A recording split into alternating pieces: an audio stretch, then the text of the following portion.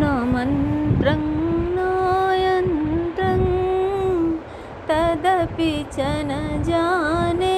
स्तुतिमहो न चाह्वानं ध्यानं तदपि च न जाने स्तुतिकथा न जाने मुद्रास्ते तदपि च न जाने विलपनं परं जाने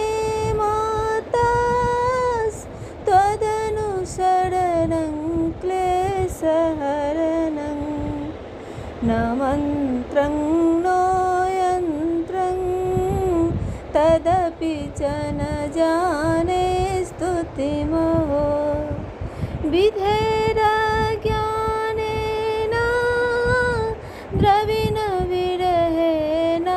द्रविणविरहेणालसतया विधेयासक्त्यक्त्वा तव चरणयोर्या चतुर्भुता तदेतच्छन्तव्यं जननि सकलोद्वारनि शिवे कुपुत्रो जायेत क्वचिदपि कुमाता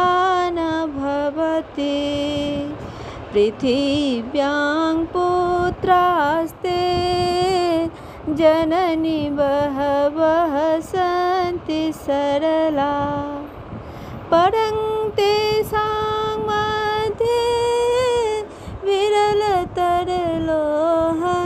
तव सुता मदीयोऽयं त्यागः समुचितमिदं नो तव शिवे कुपुत्रो जायेत क्वचिदपि कुमाता न भवति जगन्मातर्मातास्त्वचरणसेवा न रचिता न वा दत्तं देवी द्रविणमपि भूयस्तव मया तथापि त्वं स्नेहं मयि निरुपमं यत् प्रकुरुषे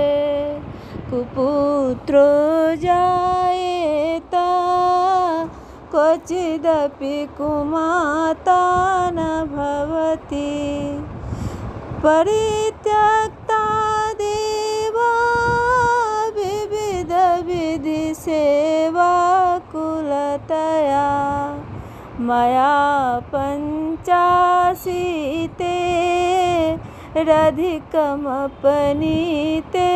तु वयसि इदानीं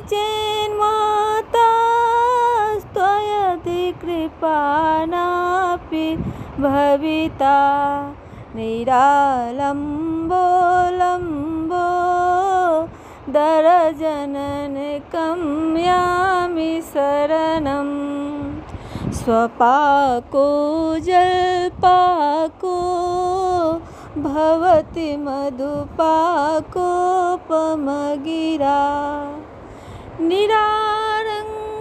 निरारङ्कोदङ्को विहरति चिरं कोटिकनकै तवापर्णे कर्णे विशति मनुवर्णे फलमिदं जनः को जानीते जननि जपनीयं जपविधो चिताभस्मालेपो गरलमसनं दिक्पटधरो जटाधारी कंठे भुजगपतिहारी पशुपति कपालीभूतेषु भजति जगदीशैकपदवी भवानी त्वत्पाणि ग्रहणपरिपाटी फलमिदं न मोक्षस्य काङ्क्षा भवविभव वाञ्छापि च न मे न विज्ञानापेक्षा शशिमुखसुखेच्छापि न पुनः अतस्त्वां संयाचे जननि जननं यातु मम वै मृडानि रुद्राणि शिव शिव भवानीति जपत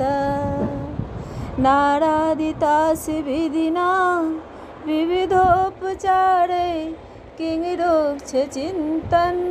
परेणं कृतं वचोभिः श्यामे त्वमेव यदि किञ्चन मय्यनाथे दत्से कृपामुचितं व परं तवैव आपत्सुमग्ना अस्मरणं त्वदीयं करोमि दुर्गे करुणार्णवेसि नैतेच्छटत्वं मम भावयेता श्रीदातिसार्ता जननी स्मरन्ति जगदम्ब विचित्रमत्र किं परिपूर्णा करुणास्ति चेन्मयि अपराध परम्परा परं न हि माता समुपेक्षते सुतं।